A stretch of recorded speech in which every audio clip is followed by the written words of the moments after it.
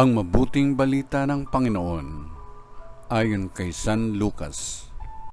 Papuri sa iyo, Panginoon.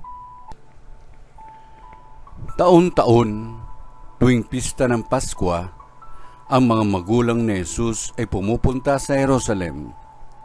At nang 12 taon na siya, pumaroon sila gaya ng dati nilang ginagawa. Pagkatapos ng pista, sila'y umuwi na.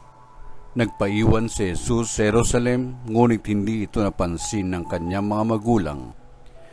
Sa pag-aakala ng isa na si Jesus ay kasama ng isa, nagpatuloy sila sa maghapong paglalakbay.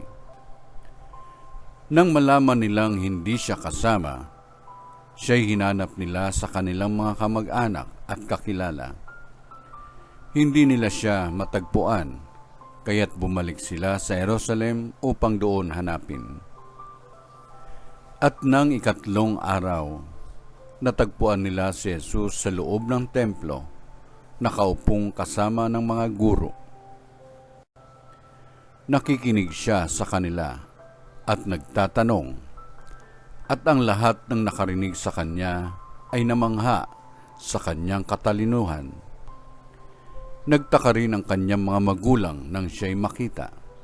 Sinabi ng kanyang ina, "Anak, bakit naman ganyan ang ginawa mo sa amin?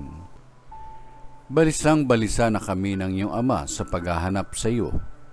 Sumagot siya, "Bakit po ninyo ako'y nahanap? Hindi ba ninyo alam na ako'y dapat na nasa bahay ng aking ama?" Ngunit hindi nila naunawaan ang pananalitang ito. Siya'y umuwing kasama nila sa Nazaret at naging isang masunuring anak.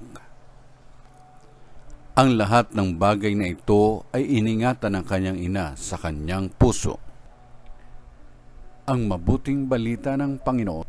Pinupuri ka namin, Panginoong Jesucristo.